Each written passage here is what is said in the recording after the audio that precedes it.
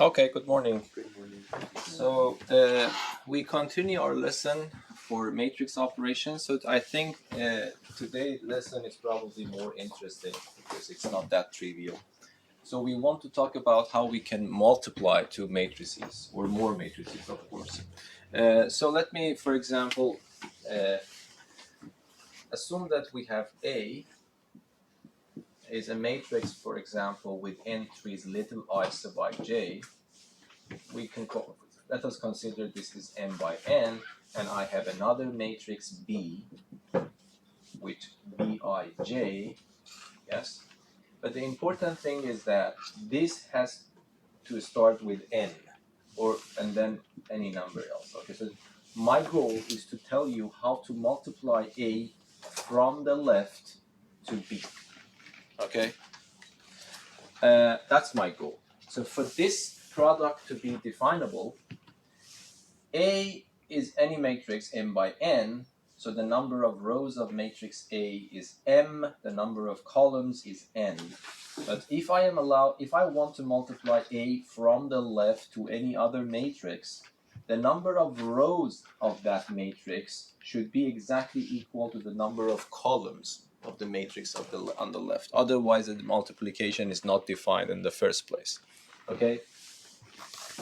And then you might say, let me call this one matrix C, for example. If I want to introduce a matrix for you, I have to give you the number of rows, I have to give you the number of columns, and I have to tell you a rule how to calculate each one of these entries for this new matrix, yes? So I want to do the same thing. So first of all, I am telling you that if you want to multiply matrix A from the left, I'm emphasizing on that, from the left to B, the number of columns of the matrix on the left should match with the number of rows of matrix on the right. Otherwise, the product is not defined at all. But now, if the product is defined and it becomes a new matrix C, I need to tell you what is the number of rows of this. By definition, the number of rows is just m. The number of columns is p. Okay, so this product would be an m by p matrix. And then I have to tell you that if I is somewhere between y and m, of course, and j is between 1 and p, and I and j are natural numbers, I have to tell you what is Cij. Yes? Is the logic clear? Because I want to introduce a new matrix, C. If I want to introduce a new matrix C, I have to tell you how many rows are there, how many columns are there, and what are the entries. This Cij is defined in this way. Cij is a sigma, okay, A, I, K, B, K, J. K goes from 1 to P. From 1 to N. This is the definition of Cij. It's much, much simpler than what it looks like, okay? I will just give you. This is the rigorous definition of matrix multiplication.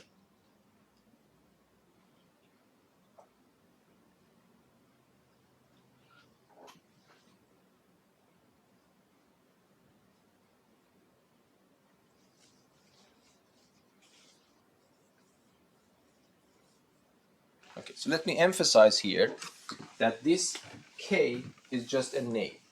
You can choose whatever you like for K, of course, except I and J, which you have already reserved.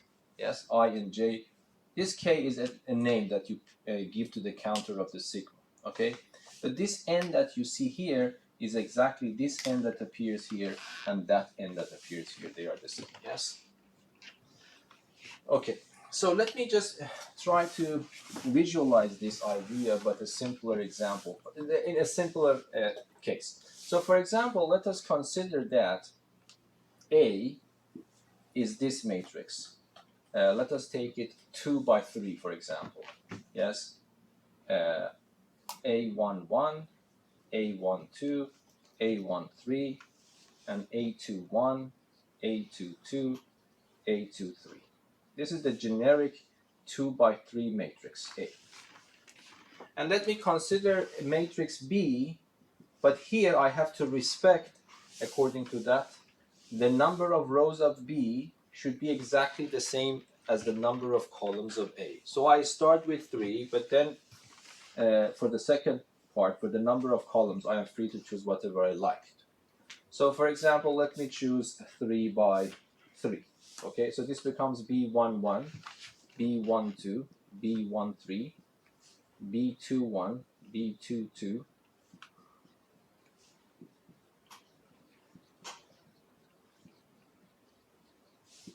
and then if I ask you what is the order of this matrix, you would say this is 3 by 3.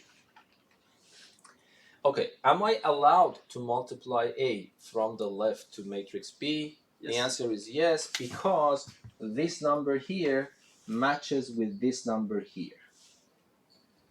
So I don't care about what is coming here. I don't care what's coming here. What I care is that these numbers in the middle should match. Okay. Now, if I multiply them, according to my definition, it becomes a new matrix C. But what is the order of this matrix? According to what I told you, I defined here, the number of rows should be M, which is the number of the rows of the matrix on the left, and P should be the number of columns of the matrix which is sitting on the right. Yes? So what is the order of C in this case? So you can just ignore these two numbers. What is left is 2 by 3. So this is 2 by 3 definitely. So if I want to introduce matrix C, how many elements I should tell you? How many entries I have to address? 2 times 6. So I have to give you 6. Okay. So you know that in general, matrix C is also of this type. That was a coincidence. So that's a C11, C12, C13, and then C21, C22, and C23. Yes?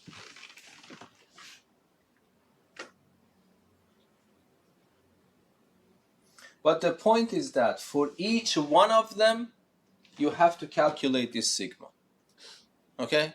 It seems a little bit hard, but if you just get used to it, it is really, really simple. I will tell you how to do it. I just want to start with a rigorous way of defining things mathematically. For example, if you are interested in this entry, so I need to calculate C11. I want you to learn this way of writing, okay? But for calculations, it's not that hard. It's very, very simple. So if I want to calculate C11, it means that I am choosing 1 for I am choosing 1 for J. Okay, so in this formula, you write a sigma. You choose any counter that you like. I choose usually K. And I always start from 1, and this is important to go up to where? Up to this N. What is N? Is the common number in the middle. What was in this case? 3. The number was 3. So I go K from 1 to 3, and then I write A. What is A? A is a representative of matrix on the left. What is B? B is a representative of matrix on the right. But how should I write the indices? Be careful. I is the same I that you see here, should be on the left. J is the same J that you see here, should be on the right. And the middle one for both of them is the counter. Yes? So what happens? What should I write? I should start with which number here? 1. 1. I should end with 1 again. And the middle ones is the counter. Yes? And then I have to calculate this sum. So for calculating this sum, let me open it up. I put K equals to 1 first. It becomes A11, B11. I go to the next step, choose K to be 2. It becomes A12, B21. And then I go to the other one, A13, B31. And then I add these numbers.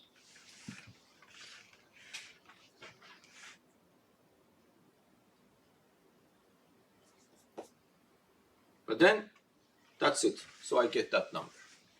So that number, what is it? I put it here. Because when I give you my matrix A, when I give you matrix B, I give you these numbers, I also give you these numbers. So let us see what happens.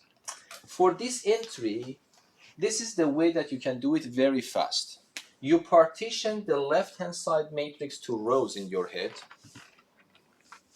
You partition the right-hand side matrix into columns in your head, yes? Something like this. Imagine, you don't need to draw the lines. But then, for the first entry here, it is sitting on the first row. Choose the first row. And it is sitting on the first column. Choose the first column and multiply them. What do I mean by multiplying a row by a column? The idea is to take the first one, multiply it by the second one, keep it in your head. Multiply this, take the second one, multiply it by the second one, keep it in your head, multiply the third one by the third one, and then the numbers that you get, you have to add. So the rule is, yeah, it takes a little bit of time to get used to it, but it is not hard. Yes? So I just want you to see that when you want to define it rigorously, this is the way that you have to write it mathematically, but it's not hard. Yes, if you want to do it in practice, you really ignore everything. These formulas are good because if I want to prove theorems regarding them, I have to use these rigorous definitions. Otherwise, if you want to calculate matrix product, you just calculate it in your head. So simple, yes? So what you need to do, if I want to multiply a bit, let us check the other one, for example. Let us go, for example, before doing this idea, let me calculate CI12 using the formula again. So, okay, can you help me what to do? If I want to write C12, what should I do? I should put a sigma. I should choose a counter. I choose 1. The counter always and always starts from 1 and goes up to the common number in this middle, which in this case is 3. And then you start with A, with which index? 1. You end with B, with this index, and the index in the middle is just the counter.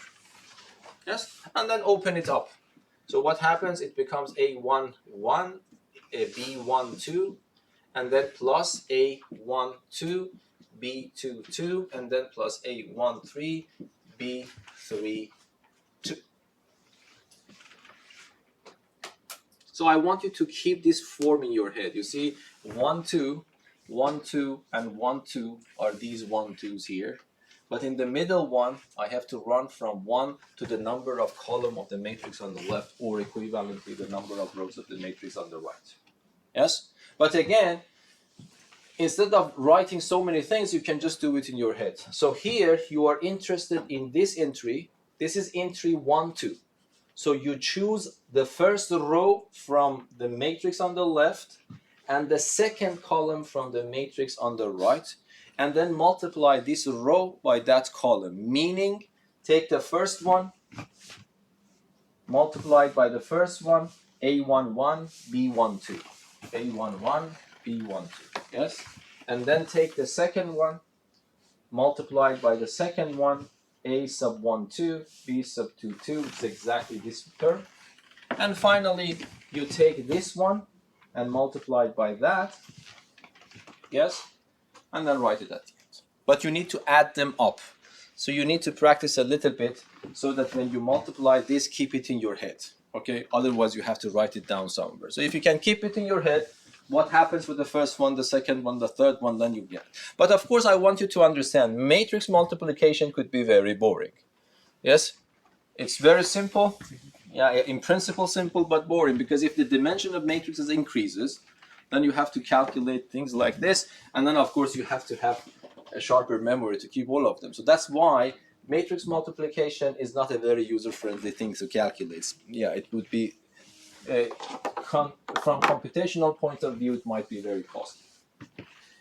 Another thing is that sometimes it happens that you really don't need the whole matrix. You are interested in only one particular entry. So you really don't need to calculate everything. For example, if for some reason I am interested in that one only, I don't need to calculate the whole matrix to be able to read that last entry, yes? What can I do? If I want just interested in this entry, what can I do? Yes? I go, because this is 2, 3. I go to the matrix on the left, I take the second row, but third column, and do the same thing. So A21 multiplied by this, A21, B13, remember it, A22, B23, remember it, and then A23, B33, remember it, and then add these numbers that you remember. Anyway, that's the way that you can calculate interest. Any questions? Yes? Yeah, I'm just wondering, I know this is irrelevant, but why did mathematicians choose to define multiplication like this? Yeah, that's a very good question, but that's a little bit deeper if I want to answer that. Okay, but there is some actual good use for doing it this way. The mathematicians actually was motivated of combining linear transformations, and for any linear transformation you associate a matrix, and then if you want to see that works, this is the way that you have to define it so that this will work. Because Yes. I'm thinking you always said like when mathematicians. Yes, exactly. That's a good question. What was the motivation of defining this in this way? Because like I'm thinking it would be so easy if it was defined just as multiply each corresponding entry like with addition and subtraction. No, but then the point is that in that case, the matrices should be of the same order then. Yeah. But here in this case, we don't have the same order. Still, we can multiply them. Of course, this is not the best scenario because we have some limitations. If these two numbers are not the same, just ignore that. The product is not defined. But that's a complete reasonable question. Okay, so yeah. I don't have any idea how to motivate this example, but might be I can bring some examples from just ordinary calculations. Might be I can see it and then bring it forward. But I mean, the deep reason for multiplying the matrices like this, as far as I know, is because they wanted to make the composition of linear transformations to be right, something like that. Yeah. Okay, so because I have already updated this, it's really time consuming to type everything, but I have already uploaded this on the YouTube channel, so you can download it, this final version of the PDF file. But let me just try to do some examples by changing the view here and going to here, okay? Okay, so let me just read this remark again. The product AB, so that what I told you is just this definition. And I want you to read the definitions. I really want you to read the lecture notes and read it observantly so that if there is some misprints or some mistakes, please let me know so that I can fix it. Okay? And I also want to improve your skills in reading, okay? So this remark tells you that the product AB is defined only if the number of columns of A is equal to the number of rows of B. So that's important. Okay, let us try to do some examples, okay? To see what it is much easier than you can think here. Okay, so if I want to do some examples, so here, example 1.66, so let me write this, and if I forgot to switch the view, please inform me. So it is 2, 3 minus 1, and the other one is 0, 2, 1, and B is equal to, what is the order? Okay, 0 minus 1, 1 and 1, 2 and minus 2. Am I right? Minus 3. Minus 3. Okay. So we want to calculate A times B and B times A if possible. Okay.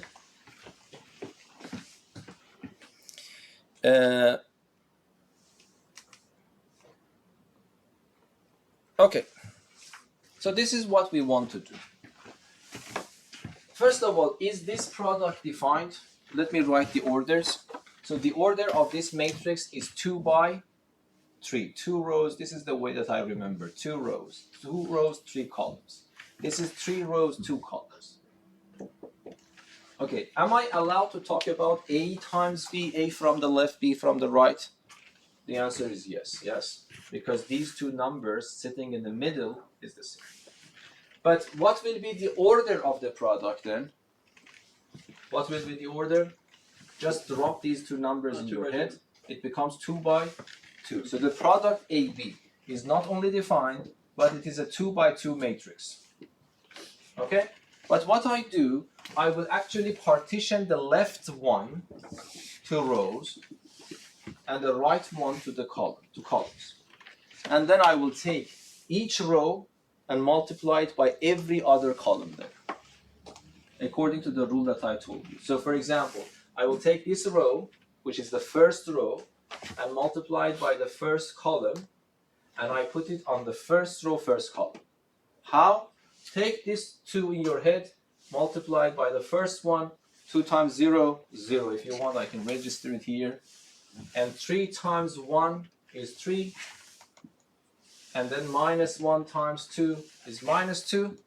And then you get 3 numbers, add them up. So what's the answer? 1. So what you need to write is just 1. Yes? Okay, I am interested in this one now. This is on the first row, second column. So I go to the left, take the first row again, but this time I will choose the second column. Okay, and I will do the same thing. So I will take minus 1, multiplied by minus 1 is 1. I will, sorry, my mistake. I multiply 2 by minus 1 is minus 2. I multiply 3 by 1 is 3. I multiply minus 1 by minus 3 is again 3. And then I add them up. So 3 plus 3, 6 plus minus 2 is 4. So this number is 4. Yes, and that's it. So I want to calculate this one. This is on the second row, first column. So I choose the second row, but I choose the first column. And I do the same process. Let us just do it in our head. 0, 2, 2. So 0, 2, 2. What's the answer? 4. So I just put 4. Yes. And then I will take this one and multiply it there. Because this is on the second row, second column. So I take the second row and second column. And I do the same thing in my head. 0, 2, minus 2. What's the answer? Minus. So this is 8 times. And I think that because the matrix multiplication is a little bit complicated, predicting what will happen for the entries is not that easy. So we want, the reason that I brought the formula up, because I want to prove some theorems for you. If I claim something, I want to be able to prove them for you. So it's important to understand. Is that clear? Now, what do you think about B? So let us not be lazy to start. I would say that let us write B of A, B times A. Do you think this product is also defined? Because B is what? 3 by 2. Mm-hmm. What is A? 2 by 3. Do you think the product is defined? Yes. Yes. But the answer is not the same as this one. It's 3 by 3 now. Yes, this was a 2 by 2 matrix, but this is a 3 by 3 matrix now. Yes? So, but let us just write it down. Let me write B first in front of your eyes. And then you multiply it by A. A is this one. 2, 3, minus 1, 0, 2, 1. So again, what we are supposed to do, again, the left-hand side matrix should be partitioned into rows in your head, and the right-hand side matrix should be partitioned into columns. And then you know that these numbers, you can in your head ignore them. What is left is 3, what is left there is 3, so it is a 3 by 3 matrix. So then it becomes a 3 by 3 matrix. Okay, for this entry, which is the first one on the row and the first column, I take the first row and the first column and multiply it. So what happens? Can you do it in your head? The first number multiplied by the first number, 0, keep it in your head. The second number multiplied by the second number, 0. 0 and 0 added is 0. Yes? And then just do the same process. Let us just do it faster now. I think it is simple now. So I myself prefer to do this. If I want to find the whole matrix, I take one row like polynomials. I take this row and multiply it by each column. And then if this is finished, I go to the second row and do the same thing. Okay? So let us just do it in our head. Can you do it in for me? This row multiplied by that column. What's the answer? Minus 2. So you see, it's much simpler than it looked like in the beginning. So what's the next one? No, be careful. No. The first one by the first one. The second one by the second one. Minus 1. It's minus 1. Yeah, so that's minus 1. Everyone agrees or not? Yes or no? What's the next one? The next one is on the second row. So I will choose second row and multiply it by each one of these columns and arrange them in this row. Yes? So the first row and the second row, first column. What's the answer? 2. Why? Because 1 times 2, 2. Keep it in mind. 1 times 0, 0, and add them together, it becomes 2. Okay, what's the next number? 5. What's the next number? 0. What is the next? So I go to the next row now. 4. 4. 0. 0. And then -5. -5. So that's the product of this matrix. And then something immediately appears to you. Matrix multiplication is not commutative. Yes? Because they are actually completely different things right now. A times B, I have a 2 by 2 matrix. And then B times A, I have a 3 by 3 matrix. And you immediately realize that A times B is not equal to B times A. It doesn't mean that it is not equal to each other ever. Sometimes we can cook up examples for A and B so that AB and BA are exactly equal. So these are important things we want to discuss. But that is a very big deviation from normal algebra or number algebra, yes? In number algebra, the product, by the way, this is somehow related to both operations. So you see in the matrix multiplication of numbers are involved, but also addition of numbers are also involved simultaneously. So that is not something, this is the first time that we are defining an operation for matrices, so that involves both of these operations, addition and multiplication, in one manner.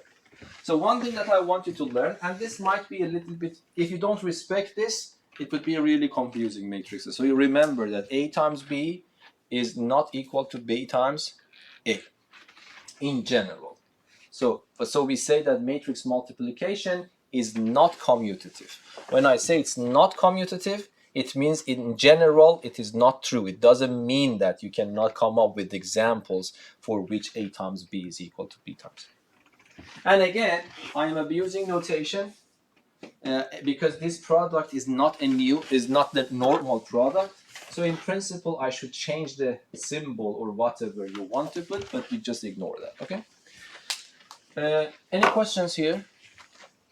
Okay, so I want to switch to the other view and then see that what is your opinion about the others, okay? And I want to wait for you because you have to do it. It's very, very simple.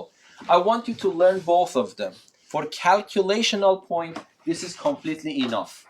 For proving theorems, you need to know this sigma formula and how to write it down. And the important thing is how to interpret it back. Okay, so I will come to those things. Yes, okay, so let me just switch to this view. And I can also pause recording. If you can see, you can start so that I can switch the view. So nothing is recorded. Okay. Yeah, it's very hard to concentrate on these things, yes. It's okay. Anyway, so here AB sub ij is sigma k goes from 1 up to, this is important to realize. What is the top number for the sigma? The number which is common in the middle.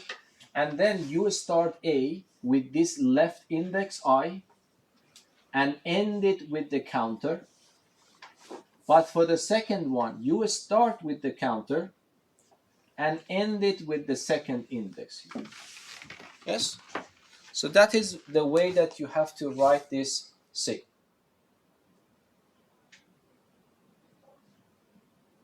Okay, now can you tell me if I want to write A, B, this one, what should I write? I have to write a sigma. I choose a counter, which I usually prefer to choose K, if K is not already reserved for something else. I always start from 1, but can you tell me what is the number on top of this sigma? You have A, 3 by 4, 4. B is 4 by 5. 4. So the top number should be 4. I write A, I start with the I index, which is 1. I end it with the counter index. And B, I start with the counter index and end it with the J index, which is 3. Yes? And it is also important, if I give you this sum, you should be able to go back and write this. So you need to learn it both ways. If this is given, you should be able to write it as sigma. If you see this sigma with these kind of patterns, then you should be able to write it back in this form. Yes? Try to learn, teach yourself how to do it. Is that clear? Okay. Now let us go to BC 2, 4. First of all, is BC definable? You see on the board that B is 4 by 5, C is 5 by 4. Is it doable? Is C by B doable? Both of them are doable. So let us just jump. Don't jump. We're talking about this now, okay? So BC is doable.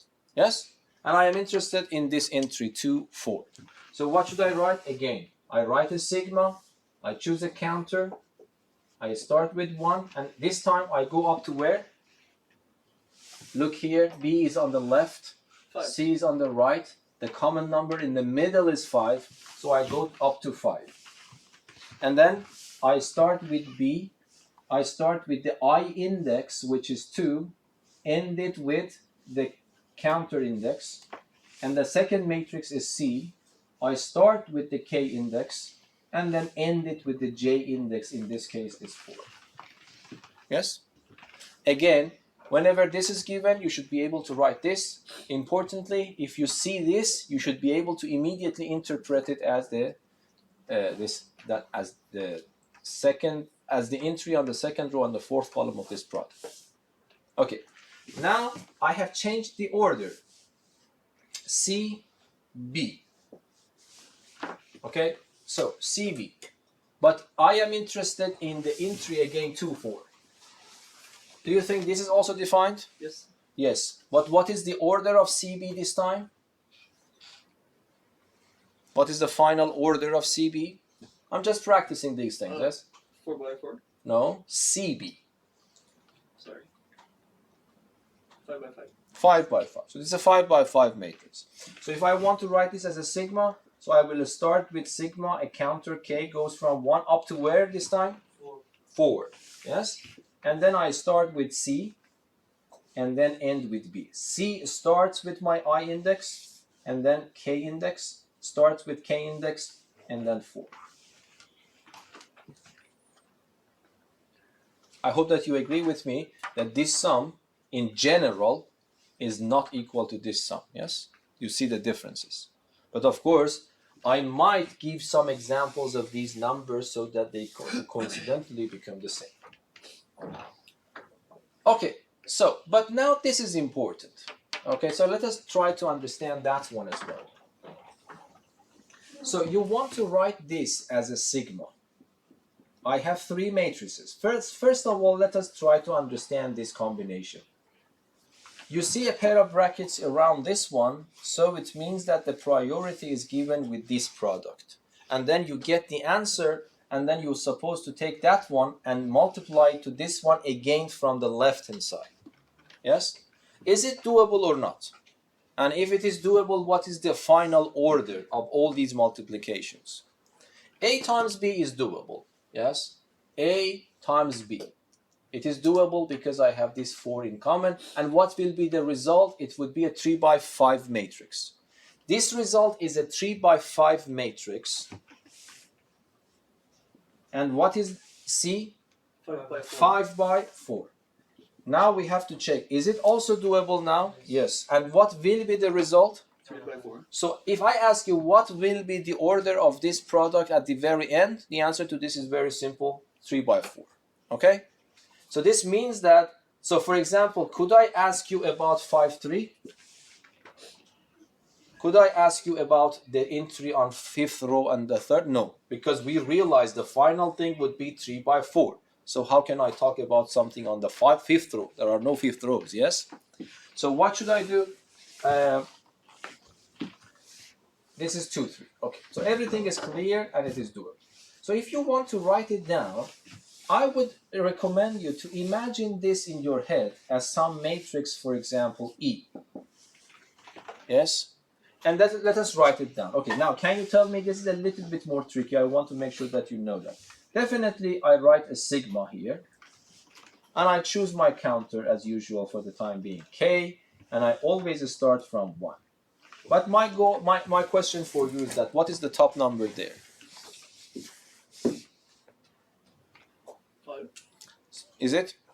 Because you say, what is the order of E? The order of E is 3 by 5, because E means A times B, which is 3 by 5. And C is 5 by 4. So this number is definitely 5. Yes? And what I do, I write E, little e, and little c. Because now I am involving with capital E and capital C, I write little e and little c. I start with, so can you tell me in the indices, what is the indices for E? 2k. 2k, yes. What are the indices for C? K3, yes. But now, E itself is a product. So let us open it up. So this means that you copy and paste these parts. Okay. But I want to change this to a sigma again. Okay. So how can I do that? E is the product of A and B. So which letters I need here? So first of all, I need another sigma for this product AB. It starts with little a, ends with little b, because this is A times B. And I need an index, but I'm not allowed to choose the same index because I have already used K here. So let me choose another index. So let us say M. It is important. Don't choose the same index. And it runs always from 1, but can you tell me what is the top number now? 4. Is it? Yes, because between A and B, this common number is 4. So you put 4 up there. Now, can you tell me the indices for A?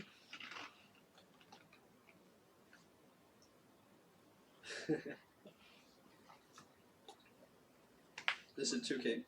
Not 2K. 2m. No. 2m. Don't get confused, yes? I am asking you E 2K. Yeah. E is this guy. So I am asking you about E AB 2K. I am asking you about this. Am I right or not?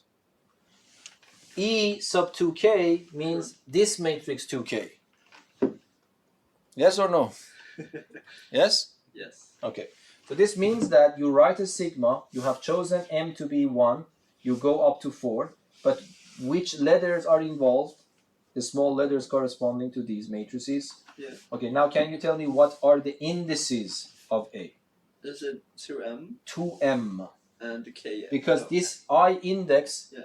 always you start with the I index, you end with the J index, which in this case is K, and then in the middle you put this counter, yes? Yes or no? Yeah.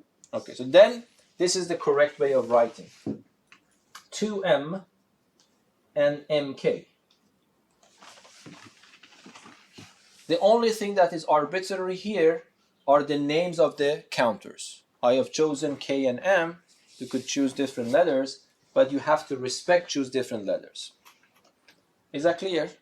So this thing of, if you are interested in understanding what is coming next, of course I can give you the results and you don't need to prove them. But if you want to prove them, you need to be good in writing these kinds of sigmas and things like that. Okay, any questions here? Okay, but let me tell you a little bit more. Let us keep it here. I want you to tell me this one now. Okay, so let us talk about this. I write A, this time BC, and I am interested in the same entry. First of all, I hope that you agree with me that everything is possible again here. Because B times C, what is the order of BC? Can you tell me? This is B, this is C. What is the order of BC at the end? 4 by 4, yes? So if you don't mind, you know the idea. Let me call it a matrix F. This matrix F is, what is the order? Is B times C, it's 4 by 4. Yes? And what is the order of A? The order of A is 3 by 4. Yes, it is doable. And the order of the answer would be 3 by 4, which is exactly the same order that we had here. Yes? Okay, now can you help me to write this as a sigma again? So, consider matrix A and matrix F. So you have a sigma. You choose a counter for your sigma, and you will start from 1 always. But can you tell me in this case I have to go up to where? Look here. 4, because this is 3 by 4, and that is 4 by 4. The number in the middle is 4. So you go up to 4. So which letters I use? I use little a because of this matrix on the left. Yes. I use little f because of this matrix on the right. Yes. Okay, can you fill up the indices for me now? 2k. Yes, it starts with this number 2, Yeah. ends with the counter. The second one starts with the counter, ends with the j index here. So it is 3. Yes? And now it is not finished because f itself is actually this matrix. Okay, let us just continue. So I would write sigma, k goes from 1 to 4. And I copy and paste this one, a sub 2k. And now you know that f is also a new sigma because f itself is another product. So can you tell me what should I do? For any product, I need a sigma. I am not allowed to choose the same counter. So let me choose another number, letter m, and it always goes from 1. The important thing is that what is on top. Okay, here, B is 4 by 5, C is 5 by 4. So what is the common number on top? 5. 5. Yes? And now, what are the letters that I'm using, the small letters here? B and C. B and C, little b, little c. Okay, can you give me the indices for B? You have to look here. You have to look here. What are the indices for B? km. Km. Yes? And 3. And M3. I don't know, is that understandable for everyone? Yes. Yes or no? Yes. Okay. So this is the way that you have to write it down. So you have to do a little bit of practice if you are interested in proving theorems. Otherwise, you just take my words for granted and just. But I want you to learn about these things. So something a little bit deeper I want to talk about here is try to see. Do you remember we had these consecutive sigmas before that, and I told you that you can commute them if you want to. It doesn't matter. Here, the priority in this way of writing, the priority is with this sigma. After this is done, you do the other sigma. Here, the priority is with this sigma, and then after it is done, you do this sigma. But we learned that in one of the previous lessons that it doesn't matter if you change the order. Yes? Of course, the finitely many order. So it doesn't matter if you change the order. What about this one? One question. Can I flip this? Can I flip this into this pair of brackets?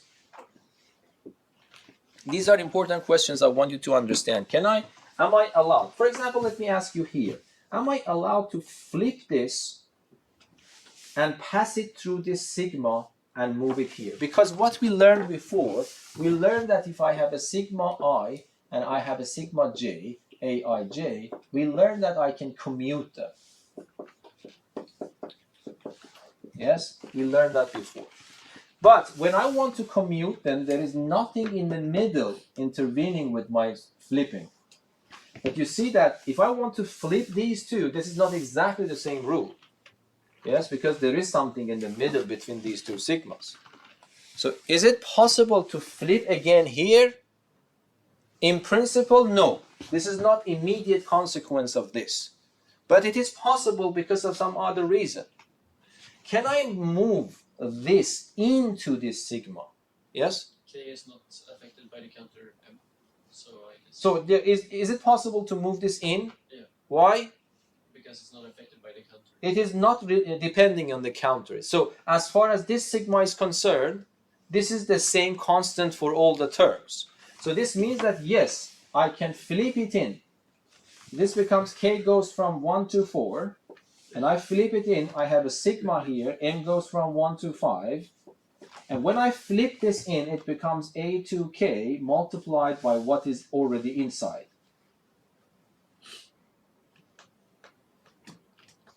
Now you tell me, do I really need these pair of brackets here?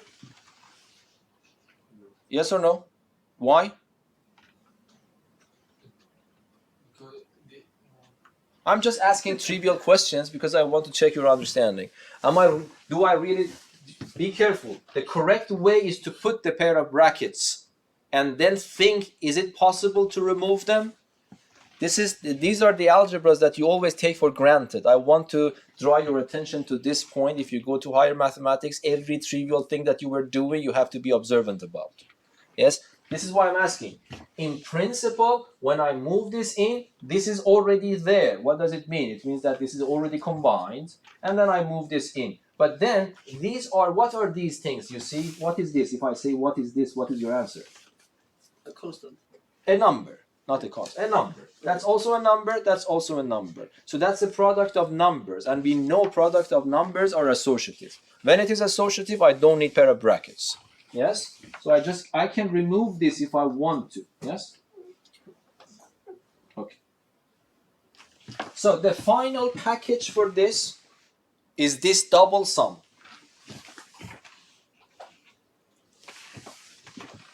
Yes? But let me now ask you the same question here. Let us go back here. Can I interchange the sigmas if I want to? Yes. Yes, because now that's exactly the same scenario. Now come here. Can I flip this into this sigma now? The same answer. Because the indices are k and 3. This is independent of this counter, so I can move it in. So what happens? This becomes sigma, k goes from 1 to 5, sigma, m goes from 1 to 4. If I want to be very pedantic, I have to write it in this way. 2m, bmk, in pair of brackets, and then multiplied by ck3. Yes?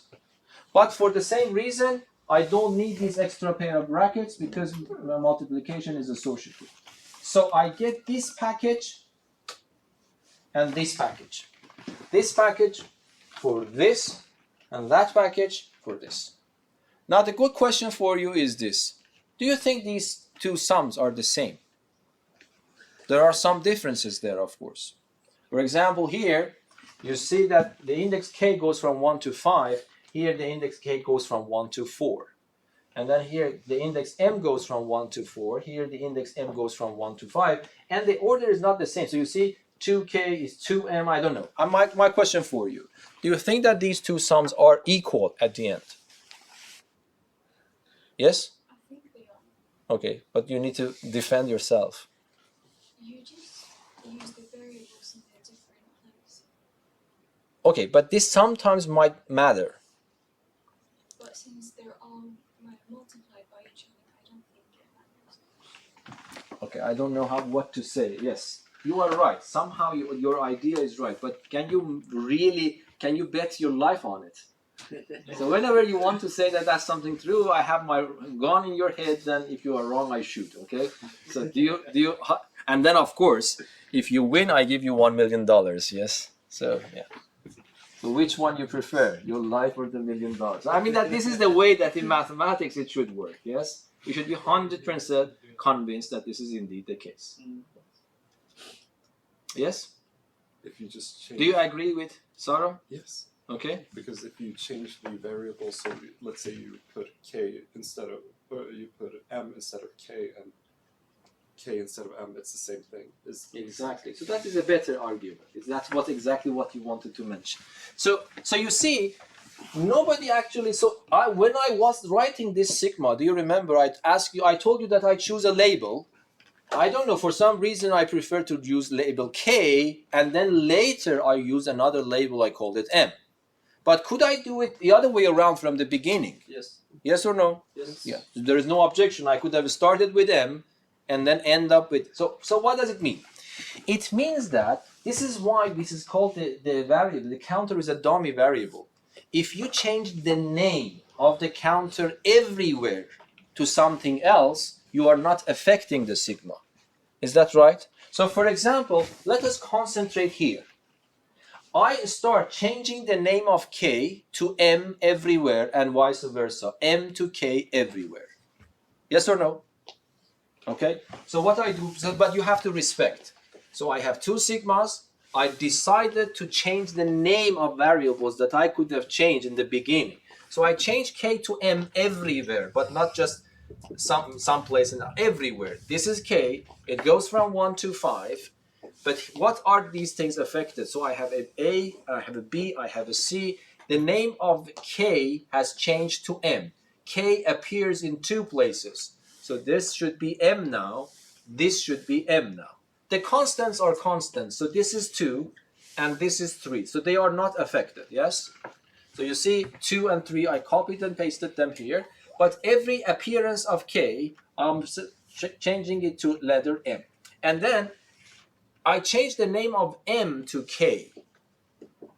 So K goes from 1 to 4, but I have to do it everywhere. Here it was an M, I replace it with K. Here it was an M, I replace it with K, and then that's it. So this sum and that sum are, I hope that you agree, they are exactly the same. I didn't do anything, I just changed the name of the variables that I could have changed from the beginning, yes? But now my question is that, is this sum equal to that sum? But there's a little bit difference again, even if I change the variables. What is the difference here now? Sigmas. Yeah, the sigmas are swapped, but we can swap the sigmas. Yes, because of that rule we described later. There is nothing in between interview. Yeah, so this means that this sum and that sum are the same. Yes, and I think you understand that why matrix multiplication is associative. Of course, this is not a proof. The only difference for the general proof, I have started with entry 2, 3 and 2, 3 and compared them that they are the same in a little bit convoluted way. Yes? Do you agree that I could have started from any letter I and J instead of 2 and 3? It doesn't change. Of course, 2 will be changed to I everywhere and 3 will be changed to J everywhere. But this kind of reasoning can continue again. Is that clear? So this means that, this is the good news. I will categorize these things later, but this is the good news. The good news is that apparently we are not losing associativity. It doesn't matter if I multiply these and then that, or if I multiply these two and then this. The result is the same as far as I am keeping the order the same. Be careful. The way that I read it from left to right is ABC. The way that I read it from left to right is again ABC. This is no, there is no difference apparently. Yes. Is it then possible to multiply 3 different matrices together at the same time? This means yes, without ambiguity. I will come to this now. Okay? But my question for you is this. Which property of numbers is crucial in proving these two? Which property of numbers? When I say properties, I mean commutativity, associativity, or distributivity. Which one of them I used to convince you that these are the same? Associativity. Where? Where associativity of numbers is used here?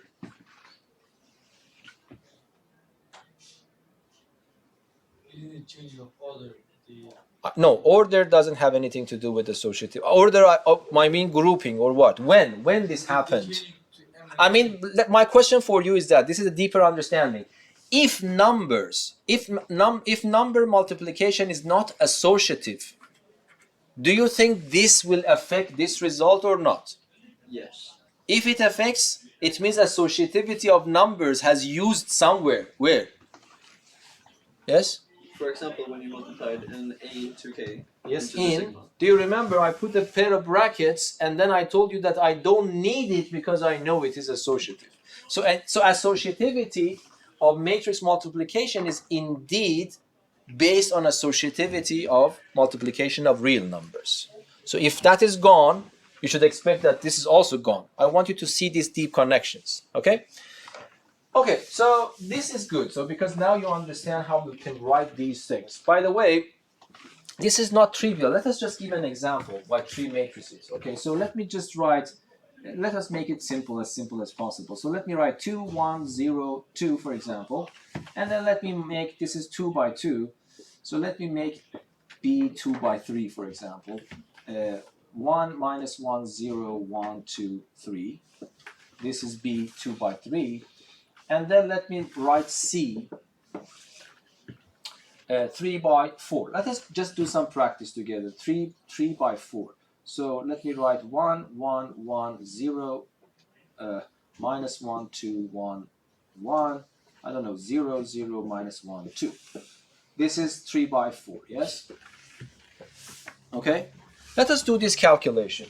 I want to calculate AB times C, and I want to calculate A times BC. I will talk about this completely later, but I want you to practice your matrix multiplication at here to improve your skills. So if I want to calculate this, okay, so what should I do? I have to multiply A and B together first. So let us just do that. Can you do it in your head? What is the result of AB? A is 2 by 2, B is 2 by 3, so the product is doable. The answer will be 2 by 3. So in your head, you divide this into rows, you divide this into columns in your head.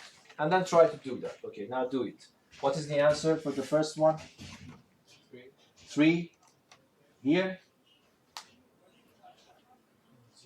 0. Good. Here? 3. Understandable for everyone? I'm just taking 2 multiplied by 1. 1 by 1. 2 plus 1 is 3. You just do the same thing. Okay, can you just practice this one a little bit more? What are the numbers here? 2, 4, 6. Understandable? These are the numbers. Okay, and by the way, this is important. When you see this matrix, you don't realize there is some connection between this matrix and these two matrices. Yes? So it is completely a new matrix for you. And then you are multiplying it by C. So let me write C here. 1, 1, 1, 0, minus 1, 2, 1, 1, 0, 0, minus 1, 2. You want to do this multiplication. Is it doable? This is 2 by 3. This is 3 by 4. So what's the answer? What is the answer? What's the dimension of the answer? 2 by 4, yes? So, but you really don't need to care about these things. You just partition this into rows and this one into columns. Okay, just do it for me. What's the next, what's the first number? Just try to do it as fast as you can. 3. What is the next one? 3 again, because you take 3 by 1, remember, and then multiply, this is 0 multiplied by this is 0, so that's just 3, yes? Then I go to the next one. What's the answer? 0. What's the next answer? 6. Understandable? So I'm just doing the same thing. It's not that hard. It's not exciting, but it's not very hard. But what should I do here now? Minus 2.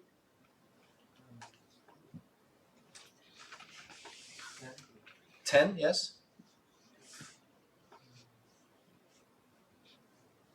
0.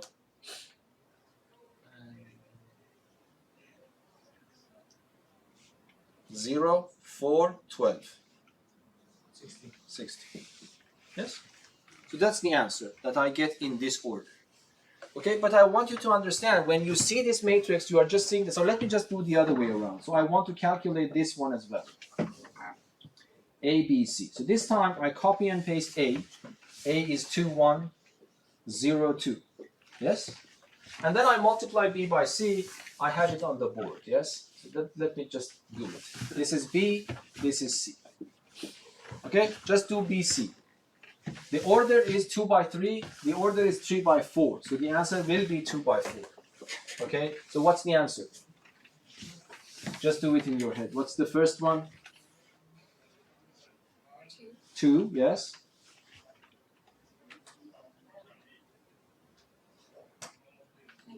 Negative 1. Yeah, just everyone. Yes? Sarah? Negative 1. Yes, 1 minus 1. No.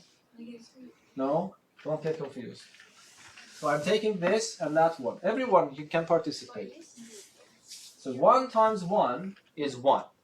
minus 1 times 1 is minus 1, So 0. 0, and then 0 times minus 1 is 0 again.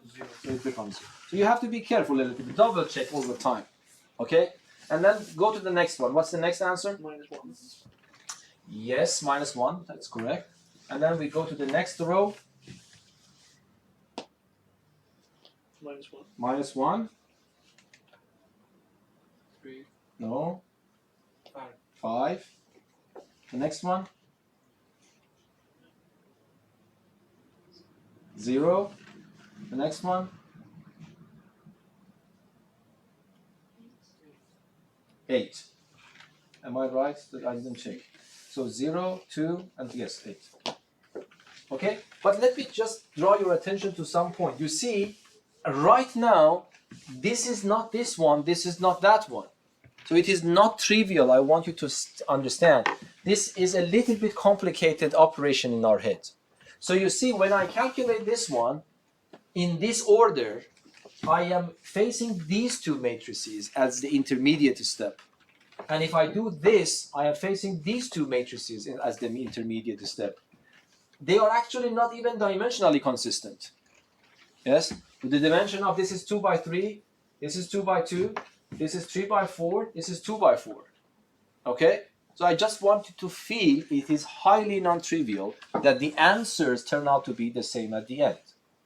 Okay? Hopefully we haven't done any mistakes. Let us double check. So I have to calculate this one as well. So what's the answer? I have to partition this to rows, to columns. Okay, what's the answer?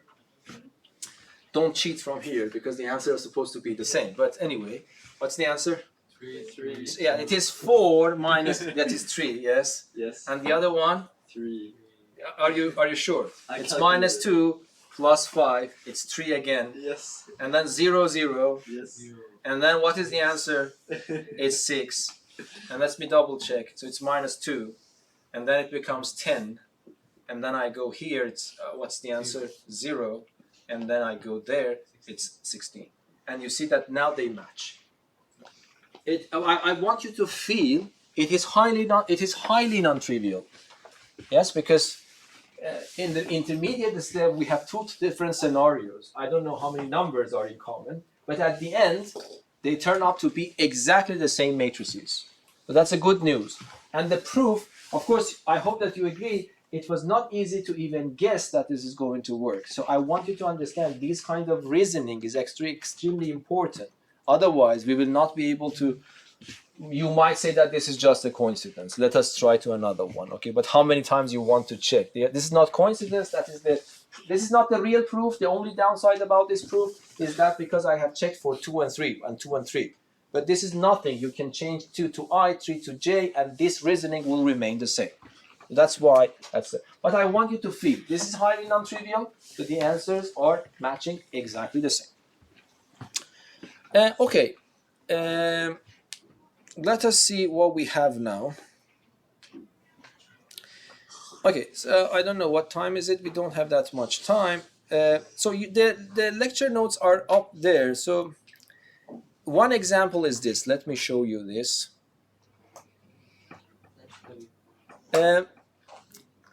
These kind of things I want you to be able to prove. Okay, so I am telling you that if I give you two triangular matrices of the same type and order, yes, I want you to prove that if you multiply these two matrices, still it becomes a triangular matrix of the same type. Yes, so let me just describe it in words here. Okay, so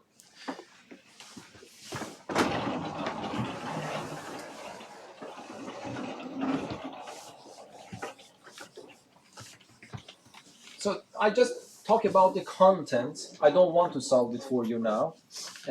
I want you to think about it yourself because you know everything in order to be able to prove it rigorously.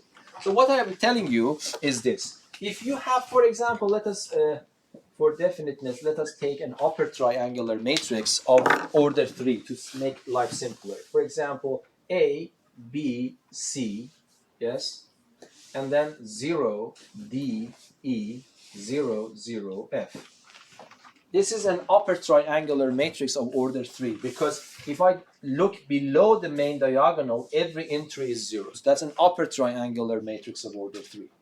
The claim of this exercise is that if you take the two of these types and multiply them, it becomes another matrix of the same type. Yes? Do you understand? So for example, let me take this one. F, let me start with G, H, I, 0, J, K, 0, 0, L. Yes? If I want to multiply these two matrices, upper triangular of the same order, the claim of this exercise is to show that this becomes an upper triangular matrix again, but not this is not the proof, because if you do this, this is the proof for 3 by 3 case. You should be able to prove it for all dimensions, yes? And moreover, I want to tell you that there is some nice thing happening here. So let us just do the multiplication here, by the way. So just, how should I do that? I take this row and multiply it by this column. What's the answer? AJ. AG, just that's it. There is, because this is 0, 0. True. And if I go to the next one, what is that? Just tell me. You take the first one, so this is row, this is columns, so you multiply this by that. What is the answer? AH plus? DJ. No, BJ. Yes, BJ plus 0. And I go to the next one. It is AI plus BK plus CL. Yes? And if I go here, what's the answer now? This one by that one. What's the answer? You see what's happening. 0 multiplied by that is 0. D multiplied by this is 0. E multiplied by this, that's also 0. Yes. So if you add a bunch of zeros, you get 0. I go to the next one. This one multiplied by that. What's happening? Now be quick, please. What's the answer? DJ. Yeah, DJ. And then here. So what happened to your brain? DK EL. E plus EL. And then we go here. 0. 0, 0. 0, and then CI. EK. FL. no, just FL. I don't know what you're thinking about, but that's FL. Yes? Oh. Is that understandable now? So now what type of matrix is this matrix? Upper triangular. So if you take two upper triangular matrices and multiply them, it's not a coincidence. It becomes again upper triangular matrix, but there's also a nice pattern going on about the main diagonals. That's also the content of the theorem, okay? I am doing the same. This is not a new way of multiplying. I'm following the same order. I'm following the same rule, but something interesting happens for the main diagonal here. The main diagonal of the product is the main diagonal of this correspondingly multiplied by the main diagonal of that. Yes. So A is multiplied by G, D is multiplied by J, and F is multiplied by L. The content of this example is to prove this in general. Yes? We want to prove this in general using IJ and sigma notation and everything. How do you do that? That is my question for you, okay? Okay, that's a good question. Now, that's the content of this. I want you to think about it because there are not that many exercises. I will complete the notes with exercises, okay? And you have seen that I have categorized them in a little bit artistic way. Bronze, I don't know, silver and gold. If you see the gold one, I will make it. So I want to categorize them into simple, intermediate, and hard questions. But of course, typing them, thinking the questions to write takes time, okay? But I will try to catch up. But this is, for the time being, I want you to think about this in general. So take an n by n matrix here, n by n matrix here. For example, consider upper triangular case and convince yourself by rigorous proof that this is not a coincidence. This is happening all the time. And then send it to your memory, because that's actually important to know about this. Okay? Any questions? Okay, thank you very much. Thank you.